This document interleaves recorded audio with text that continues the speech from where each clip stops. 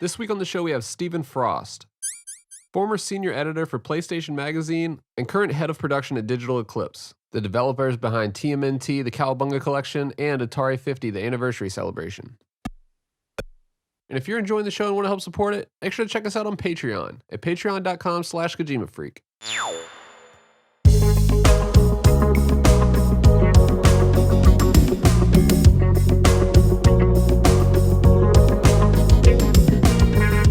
Hey, I'm Fingers. Yo, it's Apache Smash. Hey everyone, this is Days Ahead. And I'm Nitroid. You're listening to the Kojima Frequency.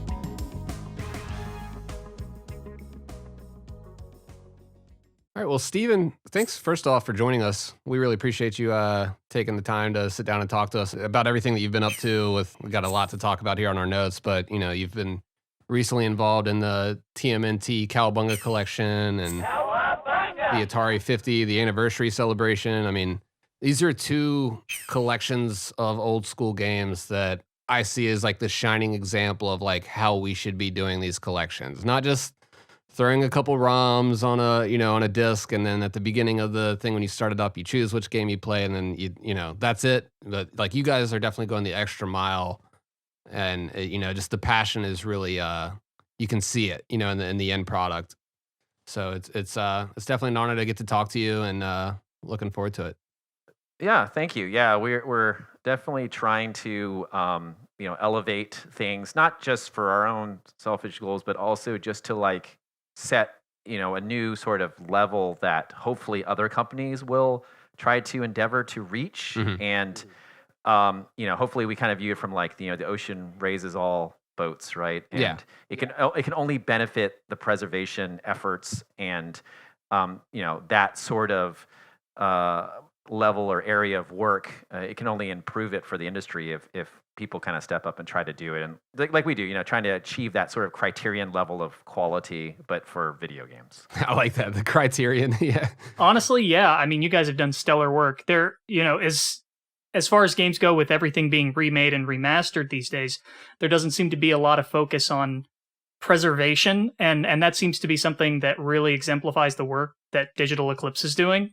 It's really standing out. Well, cool. Yeah, thank you. Appreciate it. Yeah, it's a lot of hard work, which is why I think a lot of people don't try to go that deep down the rabbit hole. But we love it, and I think that the reception to it is showing that the public is interested in more of that stuff. So we want to continue trying to do it. Yeah, and like I grew up a Teenage Mutant Ninja Turtles kid. I was born in '87, so like that was I was the target demographic for that, and like grew up with all those games and just played the hell out of them, and just to have them all on one disc, or to just be able to open up my Steam and just play them all, or play the Japanese versions, or turn on XYZ enhancement for the game and stuff. It's just really like a treat to just go back and have that all in one package. And for the people that weren't around and able to experience it on the first run, it's like, well, here you go. Here's like a pretty much like perfectly preserved version of these games. It's not like you take example like the GTA HD collection where they went in and like changed a bunch of stuff. It turned out not great, but I think you guys are more on like the preservation side of like keeping it how it is and then maybe offering those enhancements. So we have a choice of both. And I think that's really refreshing to, be able to just play the OG version with all its flaws or this new enhanced version that you guys threw out. So. Yeah, I think that's sort of part of the mantra of the pillars that we do, which is like, don't change it unless there's a specific reason to do it, whether it's legal or some other reason. And then, whatever you do, allow people, give them the toolbox to play it the way that they see fit, but don't ever force them to play it, a certain way. And I think going back to sort of your comment about Turtles, I think what's great about Turtles is that unlike a lot of different IPs and properties out there, Turtles has always sort of been around for every generation. Like there's always a new cartoon, there's always a new comic book series, a new animation or whatever. And so even if you are a different generation from someone else, there's always a version of Turtles that is part of your generation, and so you're still familiar with it. And it's one of those rare properties that transcends time a bit because it keeps iterating and changing, throughout the decades. And it's still great. Like that's like even like with the comics and stuff that they're doing, like the IDW runs. It's like these new like twists on the original story. It's like I love that. It's great to just see it kind of reinvented. But yeah, then just going back to like the preservation side, it's like, yeah, just you guys are just you're showing us all these stages that it went through, the Game Boy games, the old arcade games, and just how it went up to the Genesis and Super Nintendo eventually. It's like, it's just cool seeing that journey, and seeing multiple generations of turtles all represented. Right, right. Yeah, and you can kind of see how it sort of progressed, right? And it's always nice to have like the different versions side by side. So it's like, oh, maybe I didn't have a Sega Genesis growing up. I never played Hyperstone Heist. I only had the Super Nintendo. So being able to see what the other side got is sort of an interesting aspect of that as well.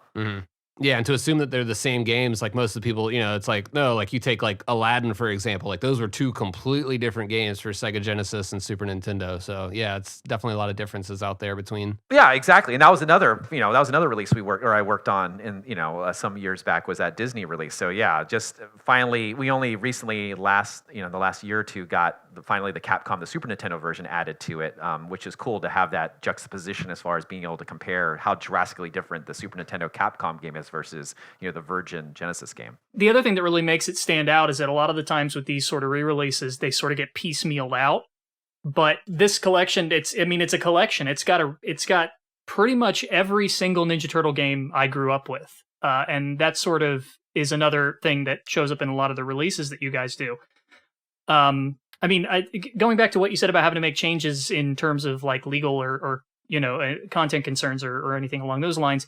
I mean, how difficult is it to sort of get all of these things together in a way that you can say, okay, now we've got the green light where we can put them all together and do what we want and put it out there? Yeah, it can be tough. And Turtles was one particular one where there's a lot of groups involved. And, Konami are such great partners, especially the producer that we have over there, Charles. He's phenomenal. And we worked with him on Yu-Gi-Oh! In the past, too, because we used to do the Konami Yu-Gi-Oh! Games, which is, not a preservation thing, but just a very, a different kind of game. But we had the partnership with Konami and the trust with Konami. And so they spent a ton of time, even before they kind of reached out to us officially, they had to do a lot of legwork as far as clearances of those games and the music as much as they can and the current IP holders. So there was a lot of just time investment and legal clearances that was done before we even kind of came into the picture. And so fortunately, once we got there, we were able to focus on what we need to do and work on it outside of some clearances here and there, because obviously anytime you create new artwork, which we did, or add new music or add this or that, you still have to get clearances through all the different IP holders. But that was definitely more manageable without having to deal with also trying to clear all the games at the same time, which would have been very much sort of a time sink. And it's always probably a large time investment, that whole clearance and trying to figure out who owns the rights to each component of a game is far more time intensive than most people are aware of. And, it can take months, years, and, especially as these games are older and older. Turtles is already old enough, but like when you bring up the Atari 50, when you have games that are like 30 years old, it becomes really, nebulous as far as like who actually owns the rights. Yeah. And not only that, but are you 100% sure that you have the clearance to do it? Because even for like 80%, 90%, you don't want to risk that. So you always have to go in with 100% clarity, and that always makes things a little bit more challenging. And it's not just the games either. It's, in these collections, you've included marketing materials, commercials, etc., and I imagine that's got a lot of difficulty to it as well. Sure. I mean, you have like a lot of different partners, alternate games or whatever that showed up in ads, companies, things like that. So you obviously have to go in and think about that stuff. Oftentimes, like there might be things like phone numbers, right, and mailing addresses that no longer pertain to those companies or people, and you don't want to just willy-nilly post it because maybe it's someone else's phone number now, right, or someone else's address. Yeah. It makes me think of like when Red Letter Media, when they call those companies on the back of the VHS tapes, like we don't want that situation. Exactly. So you kind of have to go in and look for that stuff, and it's the sort of what I call like the CD underbelly from the standpoint that most people don't even think about that when they buy one of our collections. But there's a lot of work in cleaning up this stuff, restoring it, not only from like a quality perspective, sometimes the scans and the overall assets that we get because they're so old are really, really bad. So we have to spend a lot of time not only like cleaning them up and getting them to a presentable look, but we also have to make sure that there's no, the legal lines are relevant, or do we need to remove them, or do they pertain still, and addresses and phone numbers, other IPs or properties that are part of the ads or marketing materials and things like that. So there's a lot of like cleanup, editing, and clearances in relation to all that stuff that has to go on as well while we're working on the collections. So what you're telling me is I cannot write to Stickly anymore? Man. You can in your heart. Yeah, exactly. Or you can write an imaginary email and then delete it. What's really stood out to me with I was exploring the Atari collection with Fingers when I was over at his house. I really feel like collections in the past have been, as Fingers said, they just shove a load of ROMs on a disc and go, here's this collection.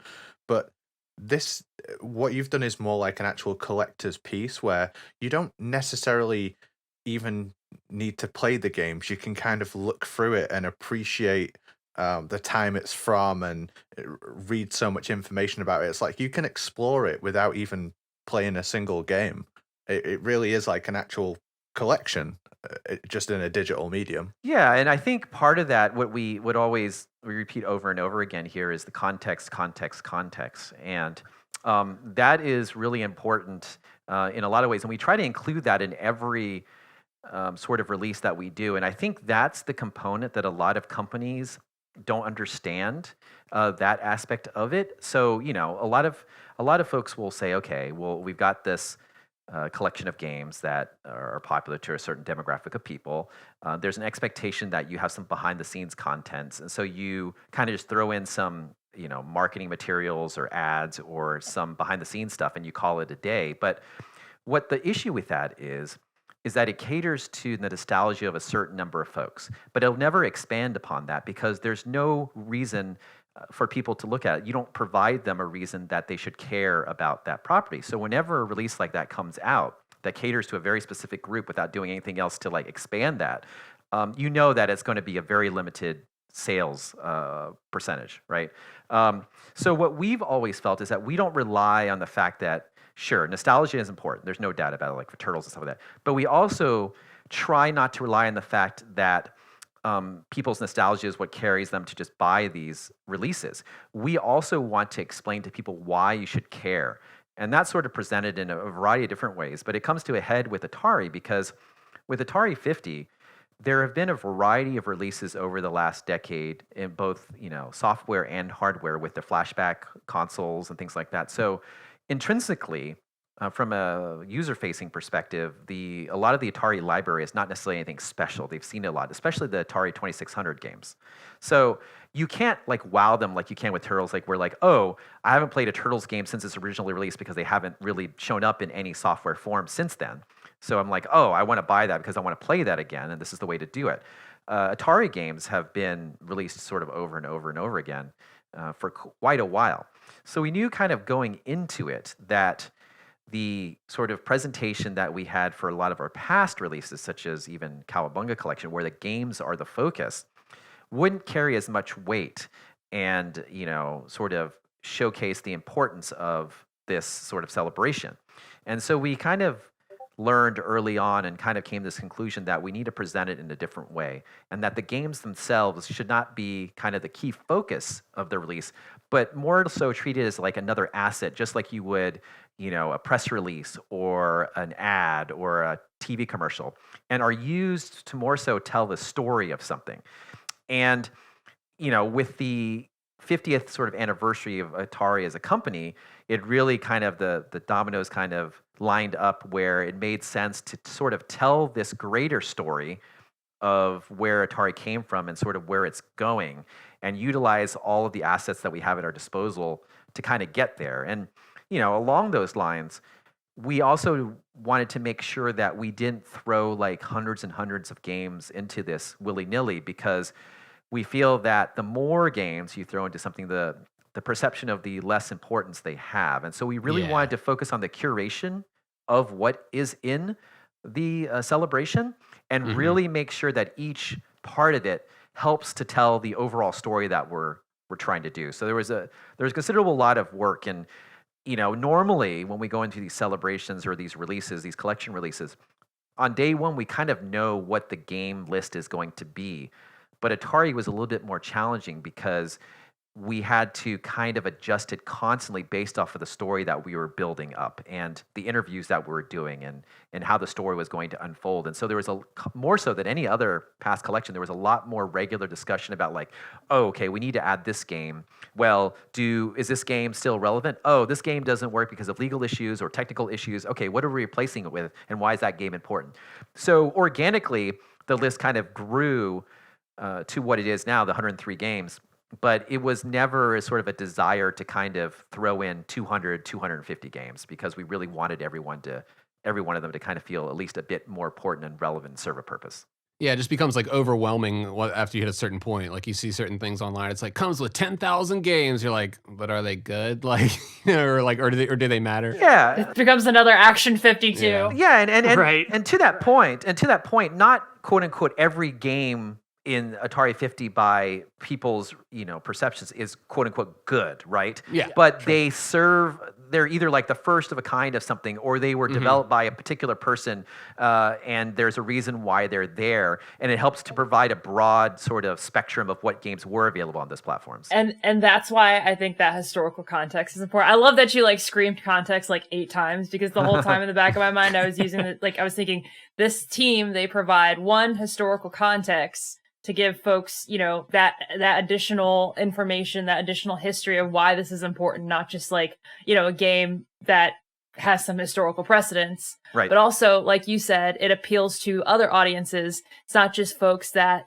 grew up with these games who want to have them readily available, but you pull in folks like me who, want to kind of understand where this came from and what the vibe was at the time. And I think these collections really kind of fulfill that objective. Well, it's fitting too that you use the word curation, because I'm sure you've heard this a million times, but it's very much like an interactive, like a digital museum in a lot of ways. Yeah, and I think that was important. I mean, I think the early concept that we kind of came up with and what I sort of echoed throughout development is kind of like, I equate it to walking into a museum exhibit or room, right? Let's say it's like dinosaurs.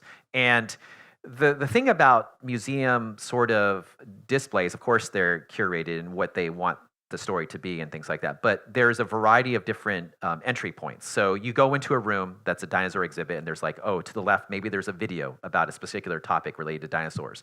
On the right side, maybe there's some sort of interactive kiosk or something. There's like images of dinosaurs in another section. There's a plaque with like a story of the extinction of dinosaurs in another section. And you as a person can go around and digest that material in any order that you want to and spend as much time, because everything is in a digestible format. And so you can take it in, and it's very quick and it's very easy. So we kind of took that as a general example and kind of try to apply it to every aspect of Atari 50, which is why sort of for the first time, it is designed to allow you to jump around very easily in the timelines, to jump to a game after you've read about it, play it for like even 10 seconds, and then jump back to the timeline. In past collections, you had to back out and go to a different mode, right? If you wanted to play something, and then you have to back out and go back to the museum. And there are specific reasons why we build those ways. But it was really important for this collection that everything be very snappy, very digestible, allow you to skip around and read about the things that you want to. And then if you want to check out the game, even if it's like for a minute, 2 minutes, you can, and then just jump back to the timeline.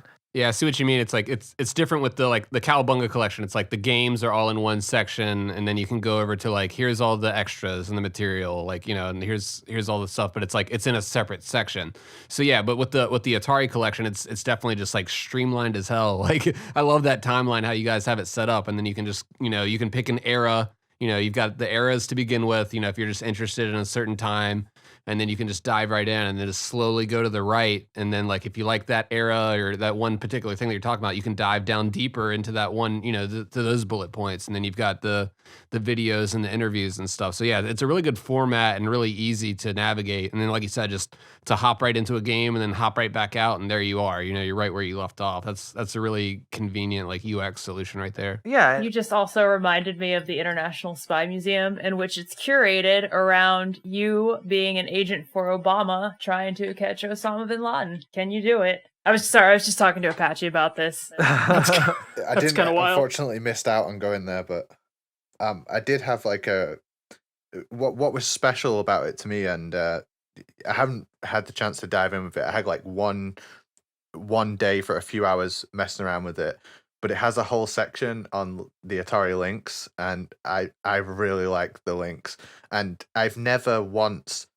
gone and downloaded a bunch of ROMs for it, because it's not the same as like actually experiencing the handheld console.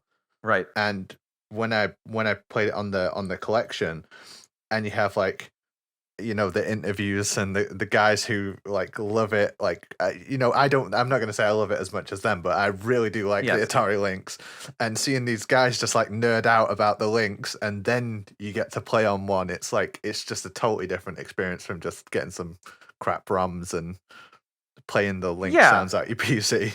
I can't help but think of Gran Turismo when I look at this, because there's that same sort of like passionate attention to detail and care taken with presenting every single element, sort of how they present every single car. There's like a similar underlying philosophy between this and Gran Turismo, I think. Yeah, I mean, it's we definitely wanted to treat everything as importance, and obviously the UI design went through a lot of iterations. But the interesting aspect of that is that we were really, and I've said this before, we were really nervous about how it's designed and going out into the world, because it could be perceived as too different. Like, you know, someone, especially people who are fans of our past releases, going into them like, where are the games? Like, why can't I, you know, why aren't the games the forefront? So I personally, I mean, I don't know members of the team, but I was sort of personally kind of a little bit nervous. Like, are people going to get what we're trying to accomplish?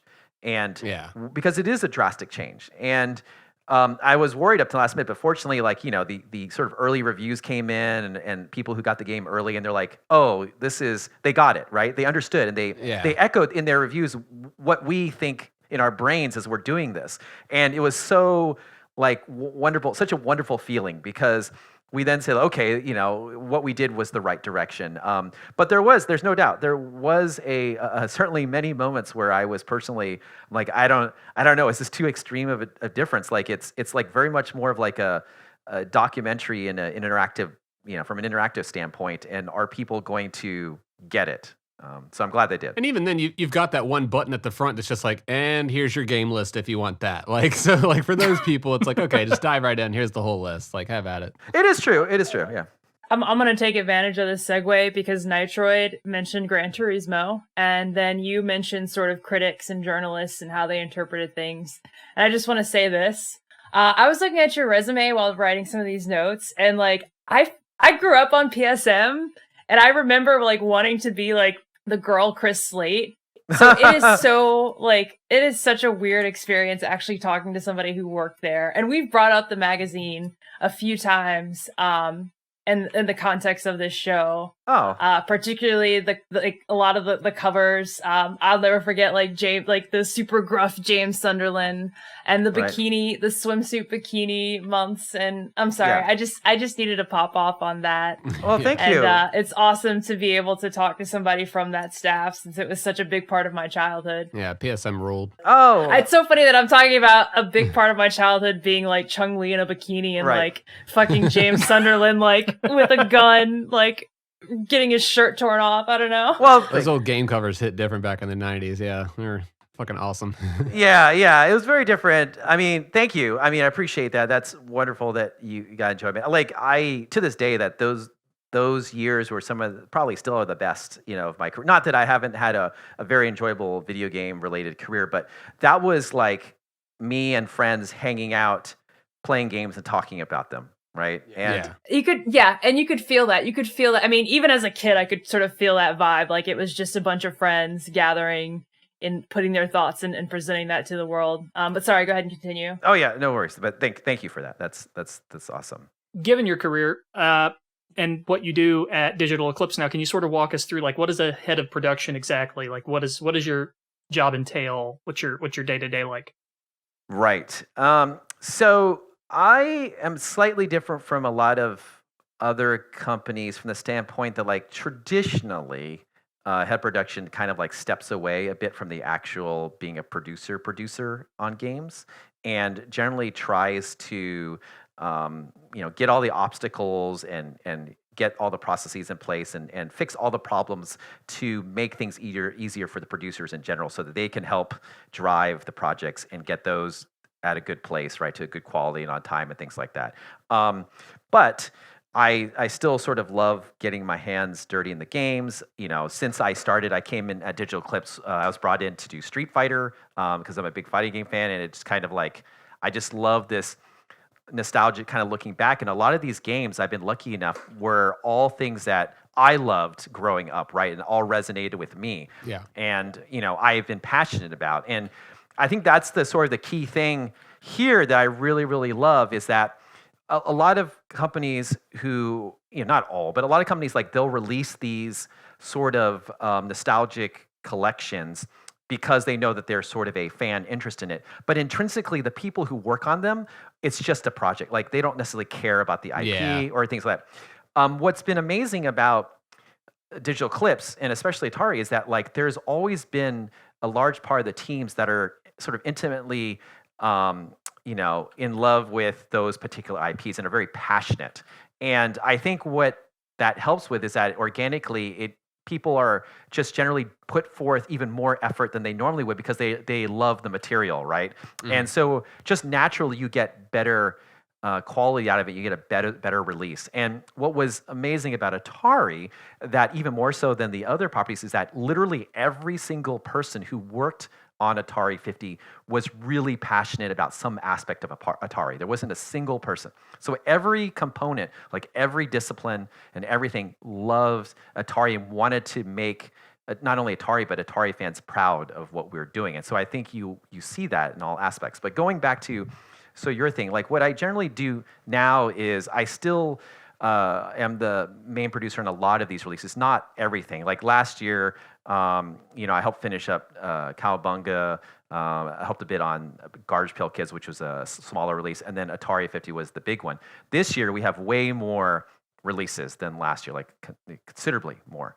So now, we have a lot more sort of teams working, a lot more producers working. So I kind of balance out my time between helping to manage all aspects of particular projects and sort of making sure that we have the resources, we fall in line with budgets, everyone has what they need to do the best job possible, while also helping sort of manage aspects of the studio and the company as a whole, and just making sure that from a production and development perspective, we have everything that we need to continue improving and releasing the quality products that we do. So my days can be full from a huge amount of stuff, from creating like a resource plan for a project to writing responses for an interview for a magazine, to talking with a licensor holder, or an external partner, if we're working with Konami, or if we're licensing a property, having a call with them and just making sure that we're doing everything that we need to do in order to fulfill the proper relationships and the quality levels for the licensor. So it's just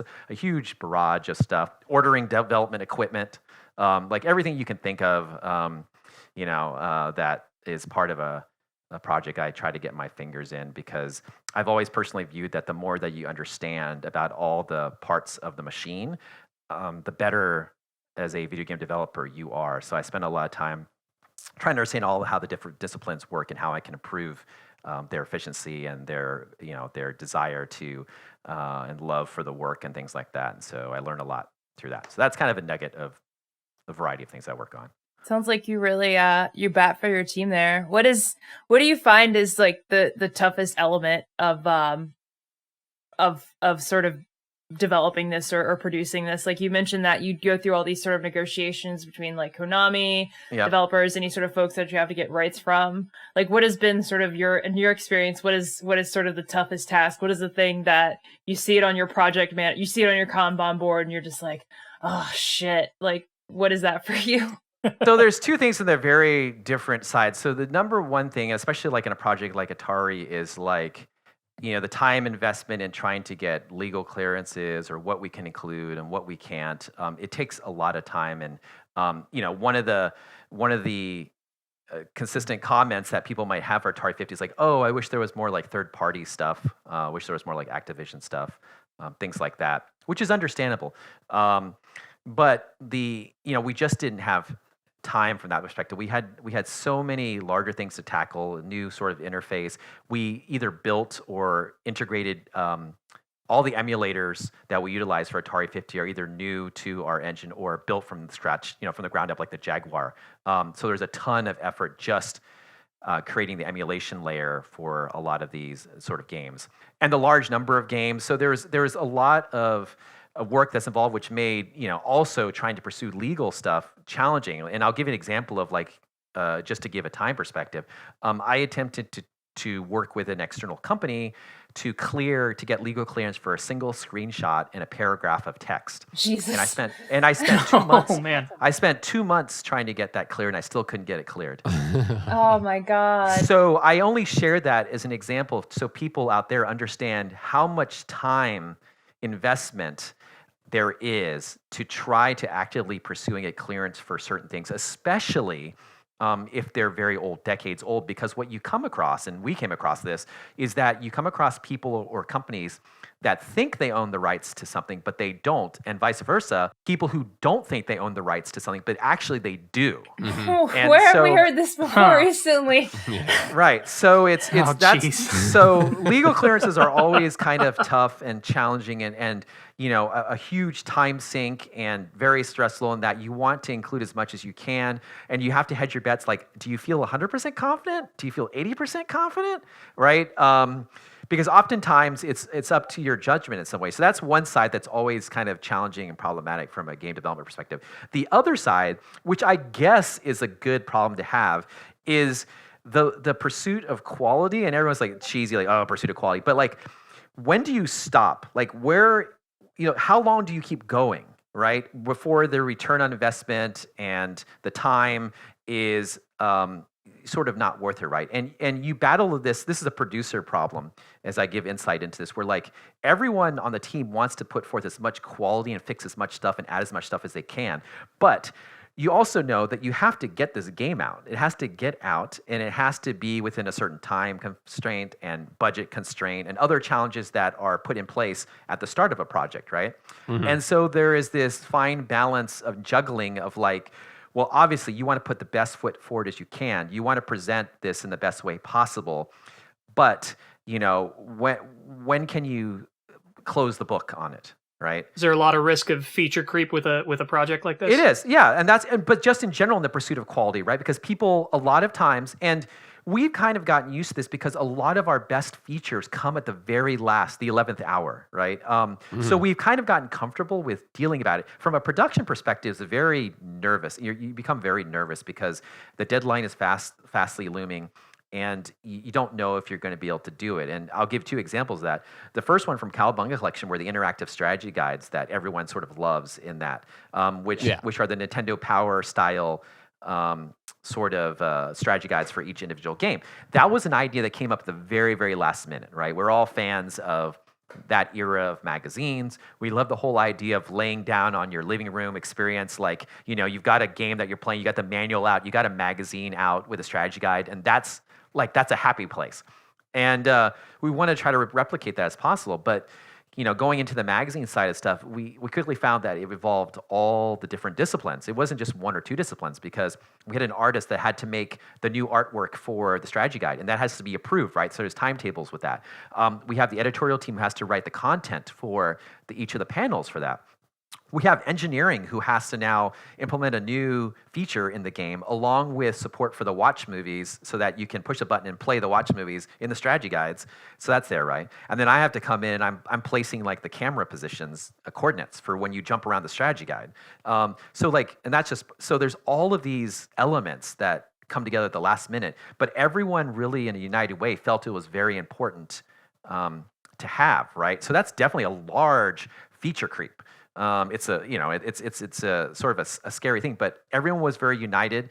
We kind of pitched it to Konami, and they felt, yeah, this is a good risk to have, and so we doubled down and we went and did it. And I'm glad we did because people really resonated with that, and they loved it. And we hear it all the time in the reviews and people's feedback on it. So that was a classic case of like, yes, it's worth doubling down. And so you always have this end thing where like, oh, I just thought of this idea, or oh, I just thought of this idea. Sometimes, you know, you have to add it post-launch. Like at the very end of Atari 50, a couple of engineers said like, you know what, we should really add touch control to this because we hadn't really thought about it as something that would make sense to do. But in our pursuit of trying to get the controls as accurate as possible, or allow or provide a variety of options for players to control these Atari games, touch made sense. And so we worked on that for a post, day one patch to add support for the Switch screen and for the touchpad on the PlayStation. And then we didn't want to leave Xbox people out, and so we came up with a 3D printed controller thing that you snap over an Xbox controller that you can turn into a paddle, right? So we're always kind of thinking about this stuff.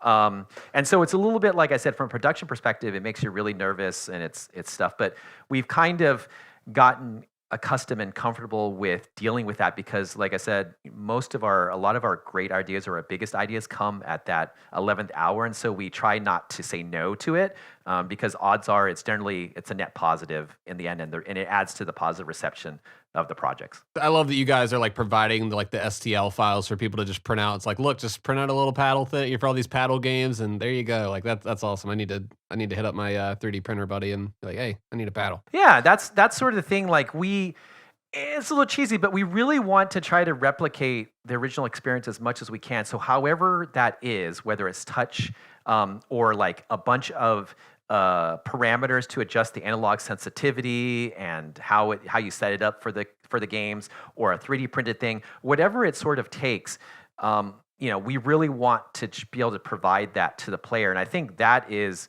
we're kind of going back to like, everyone is so in love with like what Atari means to them and things like that. So every discipline and every person who works on the team wants to add those things because they're obvious improvements to the experience and quality of life stuff that people will appreciate. Mm-hmm. But you kind of have to balance it out with actually, getting a project done.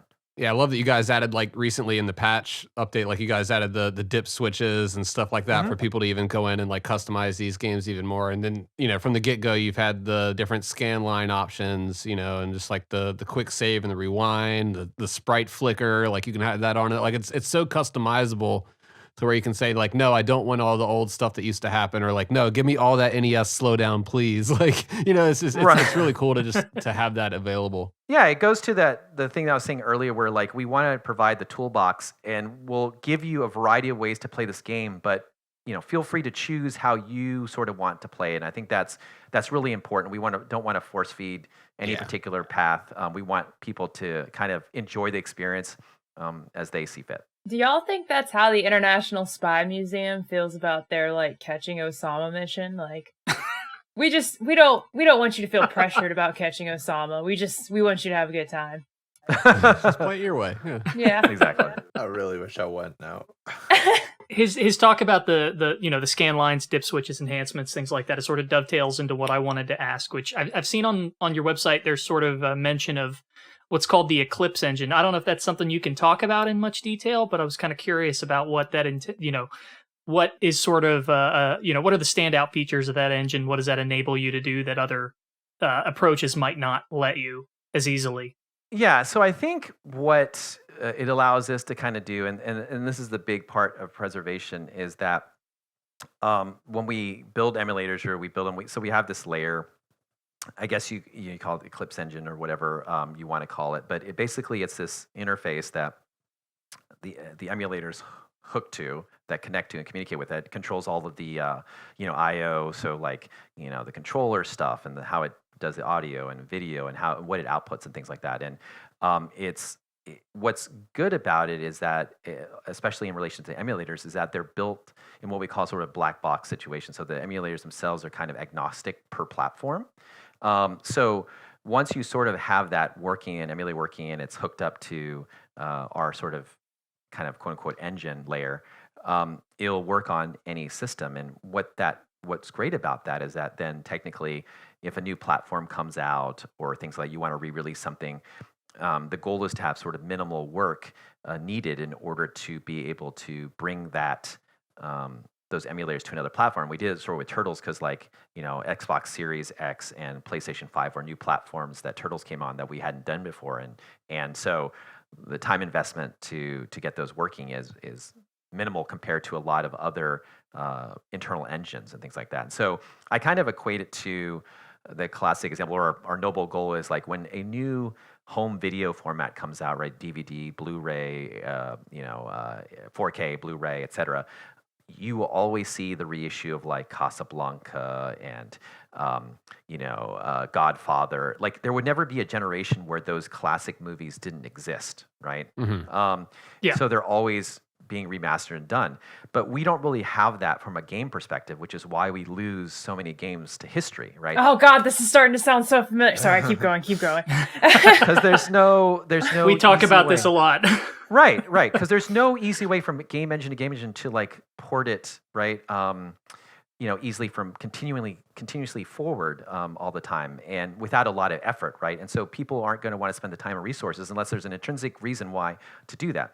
And so what the benefit of emulation is, especially from a perspective you're building it with an agnostic platform sort of view in a certain way, is that the work that we do on this, like the Jaguar emulator and things like that, we can carry forward to new platforms. And then if Atari were to say, 3 years from now, hey, we'd like you to release Atari 50 on these new platforms with these new features, the amount of work in it would be far less, right? We could probably get on there very quickly.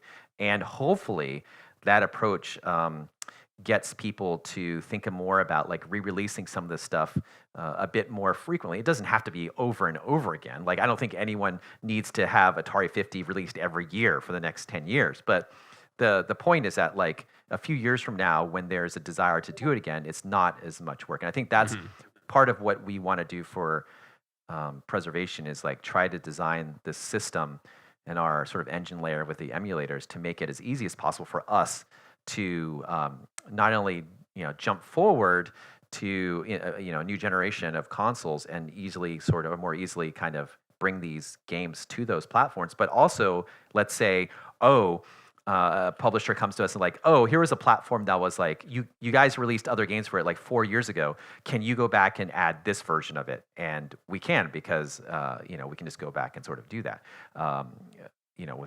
There'll be some sort of challenges because of SDKs and things like that. But in general, it'd be a much easier thing to do than most typical situations. So I think that's what if I were to sum up the benefit of that, it's just like, it's this unifying platform where all of our emulators connect to, and it allows for easy, or as easy as you can, portability between platforms and hopefully future generations of platforms and stuff like that. So we aren't having to do the same work over and over again each time we want to release something. And hopefully that will make it easier to re-release some of this stuff more regularly without a huge investment by developers and or publishers, so they're more inclined to do it. Yeah, I follow you. So you basically just have to get the Eclipse engine to talk to whatever console it is, and then the internal coding that's within that container or the engine is like that's already like pretty much good to go. So yeah, it makes sense. Yes. Yeah, it's sort of equatable to like a Java runtime machine, if any of you right. Yes, yeah, exactly like that. Exactly, it's its own sort of thing, and like hope under the assumption that console generations don't change completely dramatically, then it's relatively a straightforward process. And it's standardized. Yeah, and it allows us to easily, so like per project, we can say like, okay, this project needs a Game Boy emulator, it needs an NES emulator, no problem. These are the ones we're using. This one wants a Jaguar emulator, this wants this, right? It's very easy for us to kind of decouple and couple the emulators that we need to use in a more streamlined way, in a time-saving way, so that per project we can shift stuff around very easily. That's just about the most refreshing thing I've ever heard in my goddamn life, to be honest with you. We go on and on about the preservation stuff, and it was just really Yeah. wonderful to hear that's how it's working for you. Because goddamn, Yeah, I hit these guys up very quickly. I was like, guys, y'all gotta see this Cowabunga collection. They are doing it right. Like, holy shit. Get in the I'm gonna share the screen right now. Like, As I was looking through his work, I was like, oh my god, we're gonna have the show's personal hero on. yeah. Pretty much. Well, one of the things I do want to ask you as somebody who does work with these remasters, because I mean, we're the kind of the consumers here. We only see one end of it. I mean, in regards to Metal Gear and Kojima games, we have a bit more insight, but generally speaking, there's not a lot that we know when it comes to what goes on behind the scenes. So, I mean, something I've really wanted to ask somebody for a while is when it comes to making changes to the source material, and I don't just mean like updating it to make sure it works on newer platforms, but like actual substantive changes, whether that's new features or changing graphics or things like that. And I know for the most part, Digital Eclipse is sort of it far more aligned with preservation, which I love. But how? Let me quit dancing around it. How do you make the decision of like, this is what we want to change versus this is what we want to leave alone? What is that thought process like? Right. So there's two general sort of ways to approach it. One is obviously from a legal / publisher. If it's a work for hire situation, publisher request for some particular reason. Maybe it's like a political issue, maybe it's a branding issue, maybe it's a legal issue or something like that. So there's that approach. Or, like maybe there is something intrinsically a problem with the original game that causes the crash that may be problematic for first-party submissions these days because, they don't like crashes. Yeah. So there's that sort of kind of perspective of changing stuff. And then there are, I mean, I guess that would be the main stuff. And so as far as difficulty, it varies. Like an example of like a thing that we had to change, and it sort of makes sense. And most people don't even notice this, but like ever since Street Fighter, we did the Street Fighter collection. We were asked due to legal issues for us to change the Air Force logo on Guile's stage. Oh, wow. So there's a couple things of that. It's like that's sort of a monumental part of Guile's stage, but we understand it's just those games came out at a particular time, and now there are legal issues with using the Air Force logo in that regard. So we understand that. Normally it's a straightforward thing, but then you come across like problems like, oh, the Air Force logo is mirrored. So it's actually, the sprite is only like, or the decal is only like half of it, and it's flipped, right? It's mirrored on the other side. And so the game doesn't know how to work with an irregular shaped decal or sprite. And so the logo that we wanted to use is not the same on both sides. It's not symmetrical. And so we had to figure out a way for the game to be able to utilize that. But it was important from Capcom. And actually, if you ever look since that time, any future release, and for the future of Street Fighter, any of the Street Fighter 2 games will utilize that image in Guile's stage. So it's the official version of Street Fighter 2 and its iterations now moving forward. So that's an example sort of a legal issue. Same thing with Pizza Hut stuff for Turtles, or Pepsi cans or Coke, Pepsi or Coke cans in Street Fighter Third Strike or things like that. And we try to avoid that as much as possible. And we only do it either, like I said, if it's a sort of a situation with the legal perspective or a published request, or the other situation is we like to consider what the original sort of intention of the development team was. Mm-hmm. And the example I sort of say to this is, and we kind of did this with the Disney release with Aladdin and Lion King, we did this final cut version where we talked to the original team and we had interviews with them. And during the course of the interviews, I kind of noticed they used to bring up stuff like, oh, I wish we could have fixed this or changed this, but we ran out of time and things like that. And so we're like, hey, we can do that now. We can do it. Yeah. We can do that now. And so we did. And we did the final cut version of Aladdin, which is what I consider like the final ultimate, version, the intended version of what Aladdin was supposed to be. And it includes stuff like, there's levels where there's like sprites, proper sprites missing from the bottom of it and things like that. I mean, that is a basic example, right?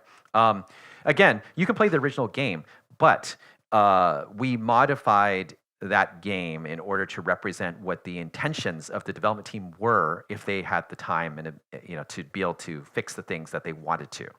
So that's another example of like going in and changing a game for a particular reason. But those are normally the two sort of groups of reasons why we would do that. But normally, unless it's like one of those things, we try to avoid changing anything as much as possible and try to leave things as original as possible. It's kind of a known story right now that Metal Gear Solid 2 and Metal Gear Solid 3 are unavailable from stores right now. You can't buy them because of like there's archival footage that they use that, it's like footage of JFK and all that they licensed out for, I'm guessing 10 to 15 years or, whatever the license period that they got. And now that license has lapsed, and that seems to be a thing that's kind of holding Konami up from releasing these, just the version, not even a collection of it, but just like put them back on the store so we can buy them. So it's like, that sounds like the ultimate nightmare of like trying to like clear some footage from some, some collection of archival footage you've got to get in touch with and buy the rights back again. And that seems like a change that like they couldn't really just get rid of or swap out. It's like, no, we kind of need that footage because there's a whole speech over here and the footage is relevant to what's going on. So yeah, it's a tough thing, and this is the thing. Like people are more savvy now and they understand it, but like decades ago, no one ever understood the context of like, oh, re-releasing a game. Like, why would we re-release a game, right?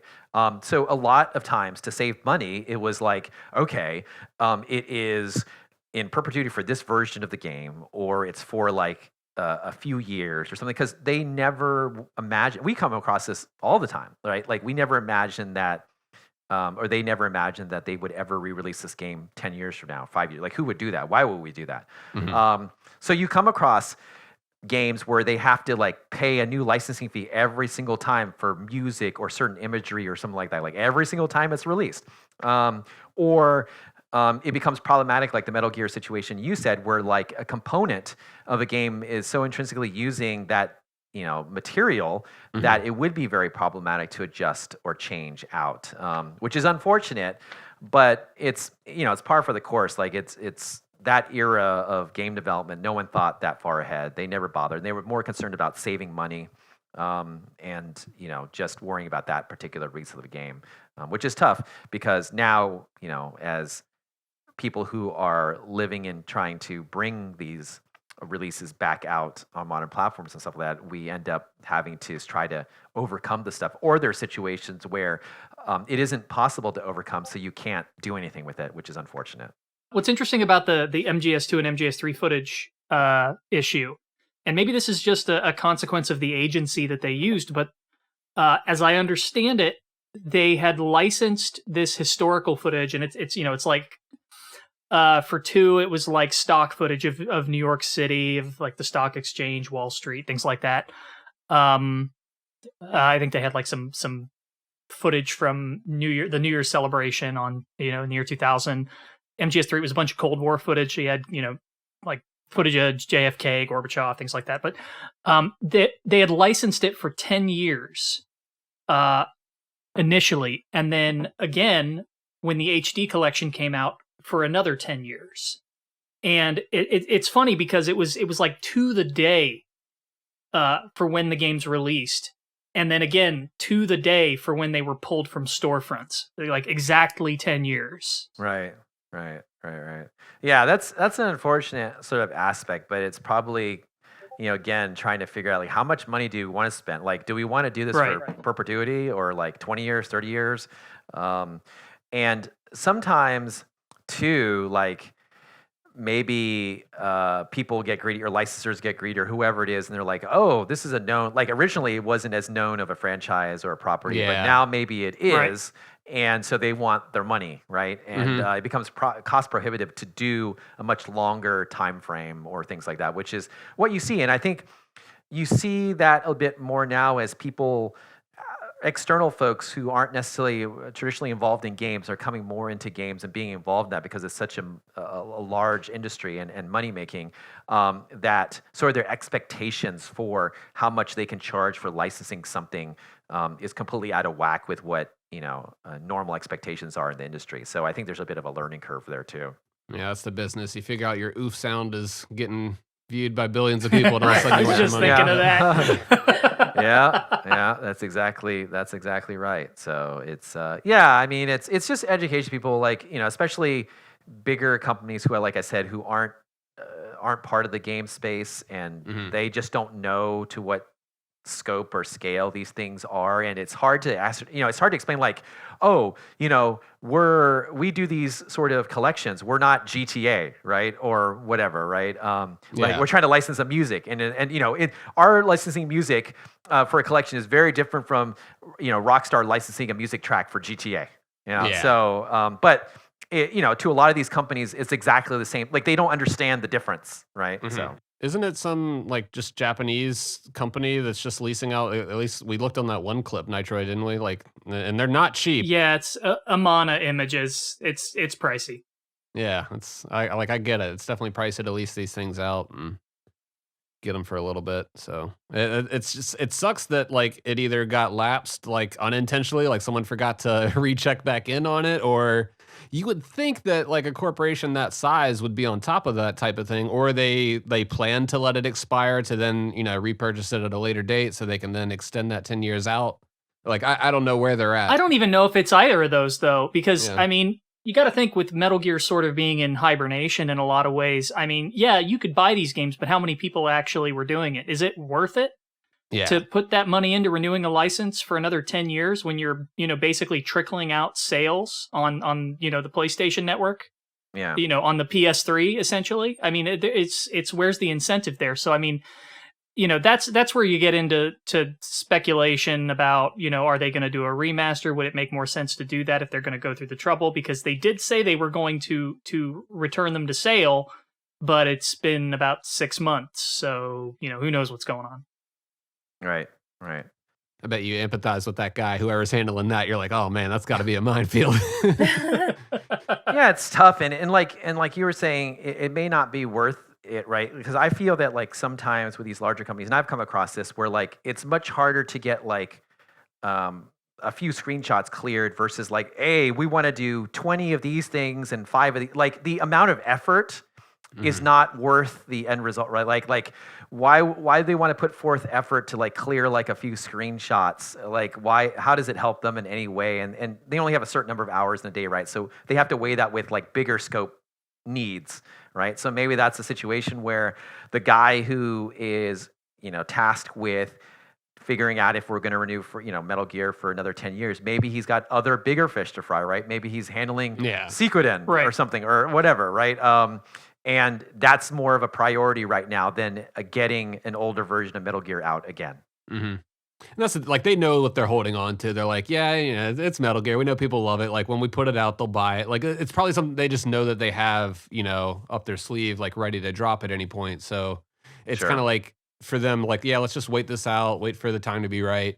I mean, if it is in some type of development, but who knows? Something I've got to ask though, like, in a situation where the company wants you to do the collection and you couldn't get like this historical footage, they won't pay for it, and they're saying do it without it, take it out.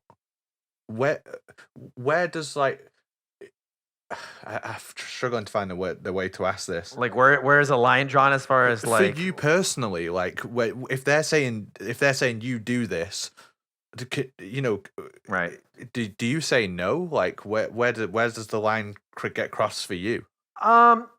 It really depends, and I think it's sort of a gut thing. I mean, we haven't had to remove something of such huge importance, so we've been lucky from that regard. But there have been times where a publisher has sort of been uncertain about some aspect of a game because it's old, and they like, oh, maybe we should intrinsically make this cut, right, which is a major one.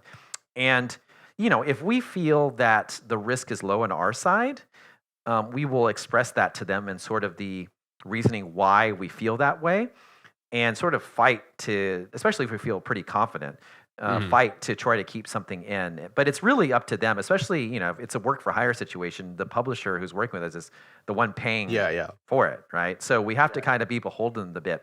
But there's no doubt that we argue is kind of a strong word, but we debate and we discuss throughout the course of these sort of releases about what changes need to be done and what don't need to be done, and if all avenues have been attempted in order to avoid doing it, right? Because oftentimes, and it can be, where these changes can bring in intrinsic stability issues, right? Or unknown or unexpected changes to an older game because of how they were structured, like an NES game because of the tile sets and how they're laid out, and maybe changing something causes issues. Like maybe it's reused somewhere else in the game that you don't know. Right.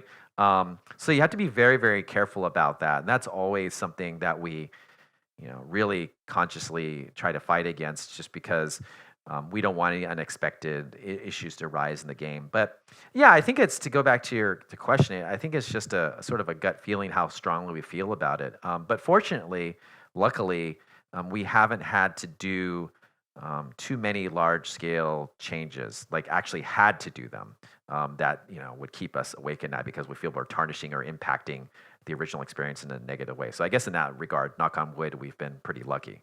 God, can you guys do Metal Gear? Please, Like, please. I was gonna ask. You need to save in television, and then you need to save Metal Gear. You're our only hope. we're Steven. dying here. That's a lot. That's been like the number one thing said, is like every time I'm sitting there showing these guys any of the collections or whatever, and I'm just like, man, imagine this, but for Metal Gear. Like, we wouldn't even have to go to like the PS2 era. It's just like everything PS1 and prior to that, throw in the MSX games, the NES games, throw in Ghost Right. Babel, because sure, why not? But like, and then all this extra stuff. I mean, like, we're sitting there just like drooling over the thought of like, man, Digital Eclipse would knock that out of the park. Not trying to get any answers or anything out of you. I know you wouldn't be able to talk about that even if you were involved in a project, but it would be awesome if you guys could, you got Konami's number. I mean, you could hit them up, but Yeah. Yeah, I mean, that would be, It'd be great. That would be a great one. There's a large variety of franchises that I would love to work on just from a personal interest perspective, and I think that we are sort of in a good place with Konami, especially given the success of Turtles and the reception to Turtles, and even the Yu-Gi-Oh games and stuff. Like everything we sort of done with them has been good, and I think they learned. I don't put the words in my mouth, but I think, quote unquote, they kind of learned a lesson a bit because they went off and kind of did their own releases. yeah. And while those were okay, I think intrinsically that they weren't necessarily, they were hoping for more, right? They wished that was more, which I think is what sparked the discussion and desire to come back to sort of Digital Eclipse and work with us on stuff again, because they know that we kind of deliver these things. And nothing against the teams or anyone that work on those properties, but I'd be inclined to believe, and I think this is a natural thing, that in most cases, especially with large companies like Konami or Capcom or things like that, where the people who are working on these sort of releases aren't necessarily the most passionate people about the IPs. And that's not to say that's a good or bad thing. They can certainly do still a great job. But I think I've learned in my years here at Digital Eclipse that there's this intrinsic and quantifiable sort of extra kind of magical quality that you get when the people who are involved in the project are inherently like fans of it. It just cannot be faked. It can't be faked. Like, it's so obvious when a real passion is there. Yeah. So hopefully, like I said, I feel that our relationship with Konami is really good right now, and I'm sure that we would love to work with them on future stuff. What that stuff is, I don't know yet. But we're always in constant conversation with a lot of these companies, and it's more about timing and things like that. And especially now, knock on wood, we're a lot busier now too. So finding the time to squeeze in all the stuff that we want to do, as well as other people, has been challenging. But I think that's a good problem to have, because now we're actively working on things that we also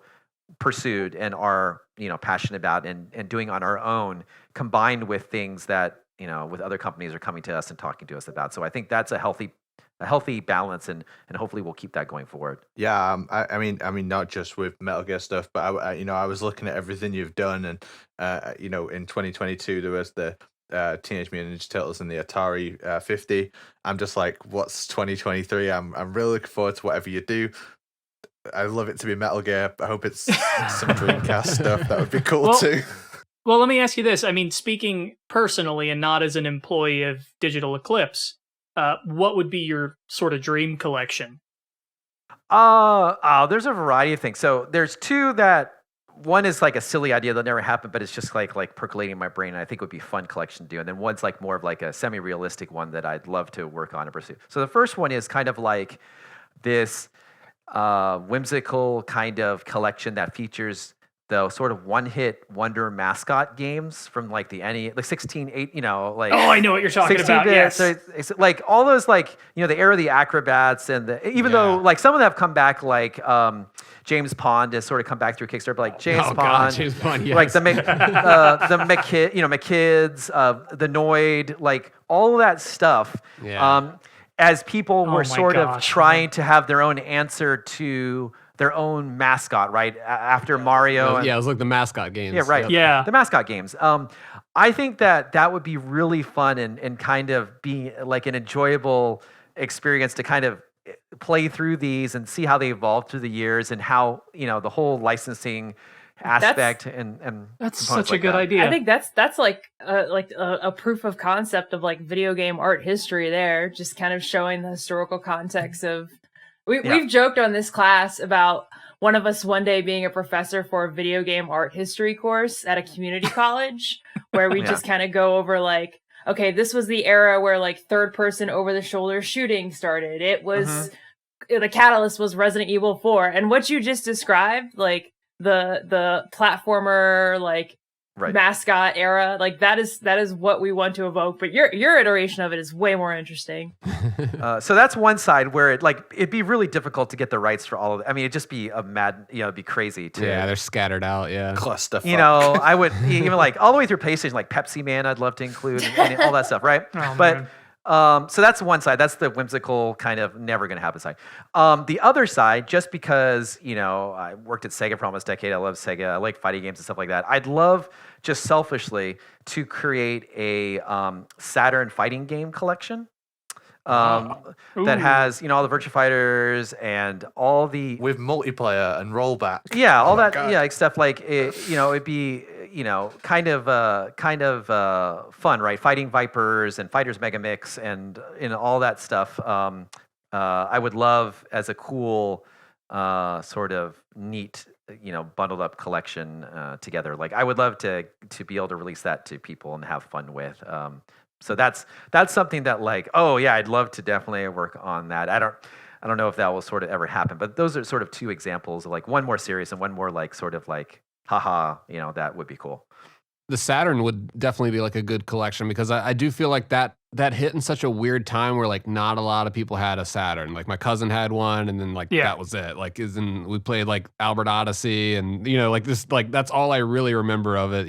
But yeah, that'd be a good. And that's what's awesome about the Atari collection is like there's I consider myself pretty I've been playing games my whole life, but like there's a lot of stuff on there that I just either haven't heard of or haven't played yet or haven't seeked out. So it's awesome to go back and get those. And with Saturn, I'm sure there's all these like hidden gems in there that are just like really good games, but they just didn't get the recognition or the marketing behind it, or just people didn't have a Saturn to play it on. So and the Saturn is just like I have like 13 Saturns, so I just love like every variation pretty much of the Saturn, right?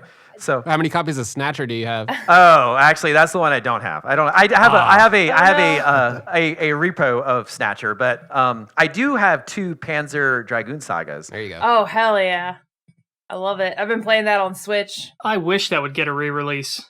That's all. It's all. No, Saga. Oh, Saga. not- Got it. Yeah. Yeah, not the remakes of the original Panzer Dragoon, but like though a Panzer Dragoon collection would be kind of cool. But yeah, but I have a lot. I have a lot of the pricier Saturn stuff, but I don't have Snatcher and I don't have Daytona Netlink Edition. The really super expensive. But I have a lot of still sealed because when I left Sega, they kind of cleared house. Like I felt bad at the time because when Sega moved from San Francisco to Southern California, they were giving away a lot of stuff to employees, and so I grabbed a lot of the stuff. So I have boxes and boxes and boxes of like Sega stuff that I awesome. snatched up and grabbed. A weird mixture of stuff like style guides for Eternal Champions and things like that, right? Or more about stuff and things like that. So I used to love that game. yeah. But I've always kind of loved the Saturn. I kind of play a lot because it's one of those quirky systems, right? Yeah. It's kind of like the Jaguar in some ways because of the complexity of it and things like that. But it's such a phenomenal 2D fighting game system, which is a genre that I really love. So it kind of hits both points for me. Yeah, that system, it was like a powerhouse 2D console, but it had like pseudo 3D, if I'm remembering right. It wasn't quite true 3D, so developers had to get creative with how they showed 3D spaces. It was something like that. I don't remember exactly. Yeah, it wasn't, the 3D was sort of added on as kind of like to compete with the PlayStation, right? It was sort of a hacked on sort of thing, and there are a variety of games that do handle it pretty well.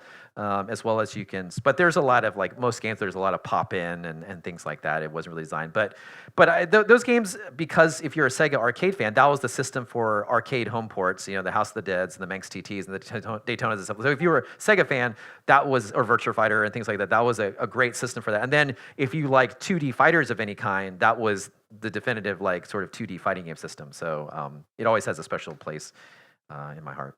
I gotta ask, would you want to include like online functionality for those games, or would you want to keep them as they were? I mean, adding online would be good. The complexity of it is dependent on a few things. But since Saturn emulation is feasible now, probably would be, from our perspective, straightforward to add online to it. Though it is more so than most people think, like adding online to emulated games is actually quite difficult. People think that it's very simple or straightforward, but it's actually quite difficult because these games were never designed to support online. So yeah, like with the Cowabunga collection, you've got multiple games that are SNES, and it's like, well, now you can play and fight online with these people with all these different and games. some It's like, games damn. some games work better than others, and like when you have, especially with the systems, like if you have like 2 players, 3 players, it's pretty good. Once you get beyond that with emulation, it gets really difficult. Which is why it's more challenging than like a game that's built from the scratch up with online and like a modern game, right? Which is why, like, we try to do it where we can, but in some cases it's so, the amount of time investment to try to get it working properly is very tough because, like, can you imagine, like, the games were never intended for that, right? And you have to think about simple things that most people don't think about, like in Turtles, if you and I are playing and then you just decide to like leave the game, in a different state. Normally, your other turtle would just be standing there, just doing nothing, and you wouldn't be able to progress. And so we have to go in and implement a system where, when we detect a disconnect, we kill the turtle, so that a single player can keep going. So these things that like people don't really think about inherently, that we have to kind of figure out solutions for within the parameters of the original games to make it work, that we have to tackle all the time. So it's those little things that add up in relation to online and trying to fix these problems and find solutions for stuff that was never meant to happen in the first place. And that's going to be like a different nightmare per game because it's because they're different. They're different things. Like like some games like were, especially with Turtles, like you can go into a single player experience, and for some games it's okay because you can start a 2-player game with just 1 player and it works fine. But other games, like you have to either start a single player or 2-player, and if you start 2-player, it expects 2 players. But the thing with Turtles, the Cowabunga collection, is that you can join it at any time. So you can't just start a single player game because a second player can't join sometimes. So there's all these different parameters and situations that you have to kind of iron out that you don't necessarily know right off the bat when you start a project that there are going to be challenges that you have to overcome, right? So it's sort of this organic figuring out of like how these games originally worked. What is the most straightforward way to do what you need to do without like causing stability or other issues with these games, right? So there's a lot of like, there's a lot of challenges with like, messing around with certain memory addresses or sprite sheets and things like that. And you have to go in with like, gloves on because you don't want to like tip the house of cards, right? That causes unintended effects. Good luck with this hypothetical game. Right. Yeah, the Saturn collection then. Yeah, that'd be tricky to pull that off. But yeah, that's a good idea. Just like, Sega collections and Saturn collections. There's definitely tons of good games there. Yeah, I'd like to see a Toe Jam and Earl collection myself. But yeah, and it was my first project. Actually, ironically, when I started at Sega, my first project was the Sega Genesis collection, which I worked on with what would become Digital Eclipse. I mean, it was the Digital Eclipse group. So actually, my first job as a Sega producer was working with what is basically Digital Eclipse. So it's kind of full circle now that I work at Digital Eclipse, and so maybe actually full circle would be working with Sega, at something at Digital Eclipse. So maybe one day. See if you can get them to re-release Snatcher. Re-release Snatcher. It's got too much. Yeah. It's got too much like text for people these days. I think you know what I mean. No. Oh, those darn kids. People don't want to read their games. They just want Marvel quips, apparently. Oh, jeez, yeah. We kind of, a little bit of an admission here. We sort of perused through your Instagram, and you've got kind of an insane game collection. Dude, I it sucks because it's like, I saw your collection, I loved it, I said, oh, this is an amazing plethora of food and retro shit, and then I noticed a majority of it was PSPs. I was like, oh my god, I just made myself feel old. Why? Like, PSP is retro now, holy fucking shit. Yeah, all that stuff. Yeah, I have a lot of. I mean, I have probably like 10 PSPs, but there's just That's intrinsic awesome. hardware that I loved and hacking. Like I kind of like I went through my phase and I still collect games, but I've always been sort of more of like a console hardware guy. So I have a lot of games, but I'm like nowadays with different options, stuff like that, getting the physical of stuff is I've gotten everything that I kind of really want to have, quite honestly. And so that joy of like going out and finding deals on games and stuff is kind of lost its luster. But I'm always looking for like still variations of hardware, and now I've kind of gone through and I've been like taking all of my Nintendo handhelds and replacing them with IPS screens. So I just did a GBSP recently. So I've been slowly going through like my Game Gears, my GBAs, and my Wonder Swans and all that stuff, and just kind of incrementally like adding new screens and batteries and speakers to them as a little side hobby. So That's so rad, just upgrading them. yeah, exactly. Because I love something intrinsically about the original hardware. Like, there's just something magical for me. So I spend a lot of time like, how can I get visuals out of these original hardware that is the best, right? So I'm like very like anal about that sort of stuff. But then I also like, as a side hobby, like, oh, how can I modify these things, right, in certain ways, or replace the optical drives with optical drive emulators and other things like that. So that's sort of my new kind of pastime now. I'm so scared to like take a screwdriver to anything that I own and like crack it open. So mad respect on that. It for happens. Sure. It's It's really cool to see. It happens. Like the other day, I was one of the GBSP IPS screen was crooked slightly, and it really annoyed me. I didn't think it was going to initially. It really annoyed me, so I tried to like straighten it, and then I cracked the glass. So I had to order another replacement screen, and I just replaced that recently. So it happens.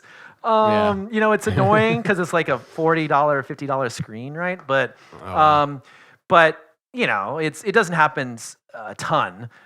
So I still kind of continue doing it as kind of a neat little thing, like new cases, replacement cases and stuff like that. So Yeah.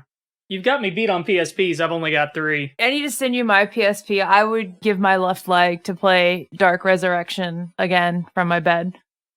Oh yeah, the PSPs and the Vita. Well, honestly, like a Vita is so easy to hack, and the PSP emulation is so good on a Vita. Like, it actually even brings up the PSP like user interface and everything like that. It's so good. Like, you don't even have to have a PSP anymore, really. Like, a Vita will do everything for you. Plus, you get that second analog stick. Yep. I mean, I still love the PSP. I love PSP Go's. The PSP Go, I think, is really cool as well, and things like that. But I have a lot of handhelds. But yeah, the PSP and the Vita are, I had a lot of fun times with them, and I continue to play them. I still love playing old hardware. Like last night, I was sitting in bed playing Metroid Fusion on my GBSP. So yes, I love it. So I still do that stuff, and I think it harkens back to like. Why I love handhelds, and this actually correlates to Atari 50 too, and this is a weird thing, but there's something intrinsically wonderful about older games, especially like the 2600, older handheld games, because they're very simplified experiences. You can't mask gameplay with like fancy videos all the time, or like visual effects or things, things like that. The minute-to-minute gameplay, especially the early heydays of Atari and the gaming industry, the minute-to-minute gameplay had to be really good because you had to fill in the rest with imagination. And if the minute-to-minute gameplay wasn't good, then you'd move on to something else. It wouldn't retain your attention. So there's not only from a historical perspective, it's very interesting, and the ability to create something like Atari 50 is awesome. But from a game developer sort of perspective, playing those games and understanding what made them kind of unique and special with so blocks, right? Like little blocks for the most part. And the design that went into it really informs your thought process and decisions later on, is like when you're working on other games, right? Original games and things like that. So I always feel that there's something magical and great. And I suggested to everyone to go back and play older games and see how they were designed and how they worked, because like I said, there's no trickery there. Like the core gameplay had to be good. And I think sometimes we lose track of that nowadays when you can hide it behind stuff. Smoke and mirrors for the most part. So I think as an industry as a whole, I think you can learn a lot from that. Yeah, this latest batch of games is really, we've kind of jokingly called them walkie-talkies, because it's just like, well, yep, here we go. And what was the other term you said, Days? Yeah, what was that? I found a new one. Icon janitor, where you clean up all the icons on the map. You're just, sweeping the map for everything, and it's like, the most fun I've had recently with a game was when I downloaded Vampire Survivors, and it's just like, it's like the gameplay loop is so tight and so like rewarding in that game that it's like, I'm good. Like this little pixel guy on here he's fine. I don't need him in 4K. Yeah, and that's the thing. Like that game kind of gets that addiction, like that loop, right? And it's great. Like visually, it's not the most impressive thing ever. Yeah, sure. But the moment to moment, it hits all the right dopamine things, and you're like, apparently the guy that worked on that game like used to work on casino games too, so he's like tapped into the psychology of like ding ding ding, green light, like shiny things. So and I kind of saw, I was playing, I was like, oh, this was definitely designed by somebody that used to have casino experience. But it's just fun. I mean, like it's a good game, and that's like, I mostly get excited when I see some new form of retro game come out. Like there's the other company, I think it's Joy Masher. They just put out a game recently that's like this new version of like a 2D Strider, but it's new. So it plays like this old school game. Let's see, they released Blazing Chrome. Oh, I know Blazing Chrome, yeah. But yeah, I get your point, and that's the thing that like too that was a lot of fun with Atari 50 is that we got to make those new games, so like Vector Sector and Quadratang and stuff, and like take. I think it was really cool because we don't normally get those opportunities to like take the interest and the passion for the subject matter, which is Atari, and then let the team members kind of go off. And Jeremy really was enamored and loved like sort of that vector-based arcade stuff that Atari did, in the early days of the arcade. And so he took that and made Vector Sector, and that was his sort of homage to that, right? And Mike loves combat/tank and wanted to do like sort of a modern couch kind of fun experience that captured that aspect of combat and tank. So we have Quadratang. And so it was a neat, why I think Atari 50 was really cool is that Atari was open to us also kind of creating our own experiences to supplement the history of Atari, and I think that's where a lot of the team members had a lot of fun as well.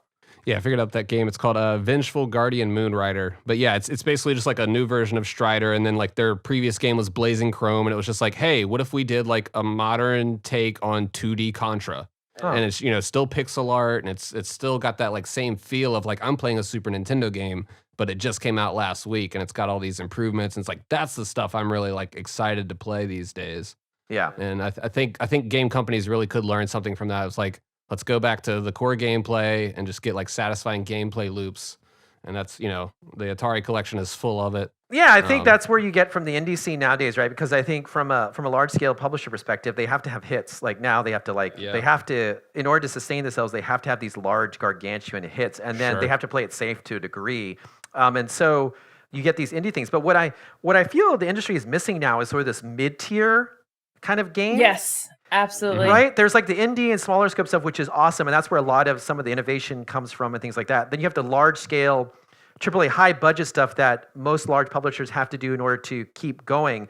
But there's this middle tier experience that I feel is missing, where it's kind of like more than the indie, but and it has like some of this additional sort of quality and scope and things like that to it, but not to the level where you're spending 30, 40, 100 million on a product, right? Mhm. And I think we're missing that now.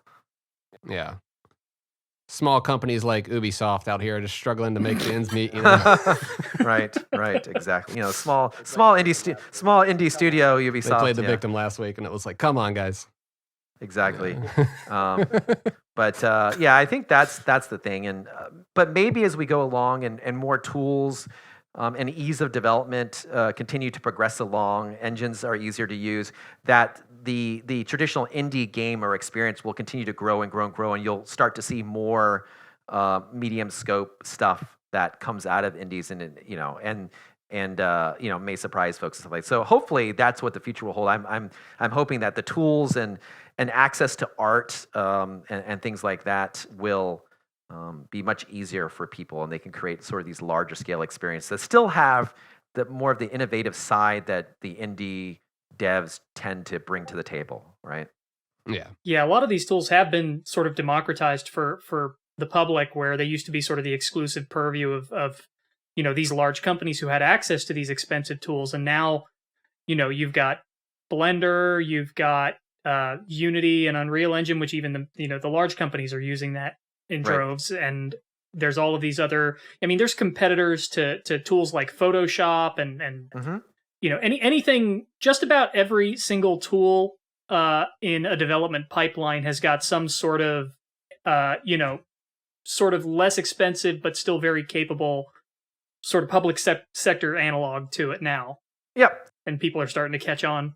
Exactly. And as that progresses and it becomes easier to do stuff and procedural stuff, I think a lot, not that we want to go down the full AI generation stuff, but just procedural stuff, the ease of being able to do that a bit more, and tools to kind of allow for easy creation of similar artwork to populate levels and stuff like that will go a long way. So I'm excited from the indie perspective to see sort of where we go, and from our side, like, sort of preserving that and and bringing it to a broader audience, and kind of for this newer generation of gamers who grew up predominantly on like Fortnite and things like that there are there's so much wonderful history of video games in there, and things that you can learn from, and things you will enjoy, and that's like the stories that really make me sort of. The heartwarming stories that really get me are the ones that they tweet me or they email us and saying like, hey, I didn't grow up with Atari, I didn't really know much about Atari outside of like the Fuji logo from a mall T-shirt or something like that. I had a Coleco. Right, or something. So, and then they say like, I picked this up, and oftentimes you saw an influx because like we brought in a large number of new people with Cowabunga collection, right, that weren't necessarily aware of us or bought our stuff, and then they're like, wow, I really like Cowabunga collection. What's your next thing? Which is Atari. And so they took a risk and they went and got Atari, and they're like, wow, I learned so much about video game history and where things came from. It gave me a newfound appreciation where games are now, and what the future may hold. And those are the stories that really are heartwarming to me. And don't get me wrong, like if you're an Atari fan, you're a gamer, like, and you bought Atari 50, I love you and I appreciate you. Thank you so much. But really it's what I was saying to earlier, where if you can reach people outside of the nostalgia factor, who aren't traditionally the audience that are aware of that IP or grew up with that IP, and you can still get their interest and get them excited about something, I think that's a huge win-win, right, for everybody. Yeah, that's how you've got something special, and it's not just bringing people back on, on member berries for sure. Yeah. Exactly. Well, Steven, we don't want to take up too much of your time. I know we're running a little long here, but I got one last question for you. Who's your favorite Ninja Turtle? Probably Michelangelo. Okay, I I think. respect that. Yeah. Like but I will say that I am the courteous Turtles player, where if I'm playing 4 players, I am the last one to select. Oh, okay. Well, that's very nice. I'm a Donatello all day. Right. So, you got to have that reach. Right. So Yeah. No, I'll fight over that. that's a good one. That's a good one. Yeah. But it shaves after working on a game for such extended period of time. Like you get used to playing. You've played every variation and every turtle, right? Yeah. And it's sort of the thing like, oh, they all have their merits and all have their thing. And but yeah, if you held a gun to my head, I'd probably say Michelangelo. I respect it. I like Raphael, but in the UK we call them the core blimey tea drinker turtles.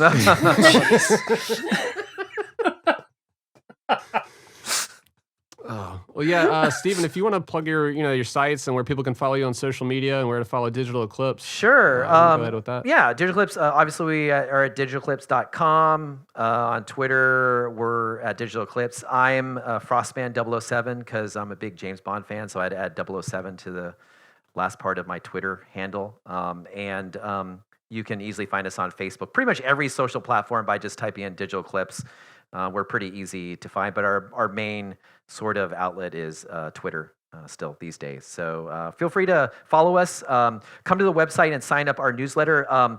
We have been known to provide or send free games, original games to people who sign up for our newsletter. We've done it 3 times, so we may continue that trend in the near future. So we have been, we've done 3 sort of what we call Digital Eclipse arcade releases for the different holidays. So we did Thanksgiving, we did Halloween, and we did Christmas. So they're just these fun little, trying to capture kind of old school arcade experience, but new games that we choose someone at the company to kind of go off and create. And we try to send that out to people who follow our newsletter. So if you're so inclined and are interested in something like that, you can go to the digitaleclipse.com website and sign up there. And you may get something in the near future. And we promise not to send out too many newsletters, so don't worry about that. Awesome.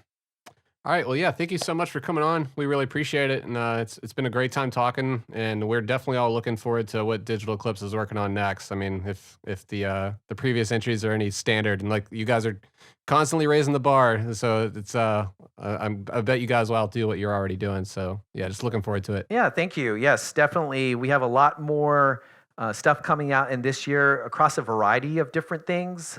So, I just equate it to we have Turtle sort of stuff, and we have Atari 50 sort of stuff, and so we'll continue down those roads, as well as maybe exploring other different paths as well. So definitely excited to see where 2023 takes us, and hopefully everyone will hang around and see that as well.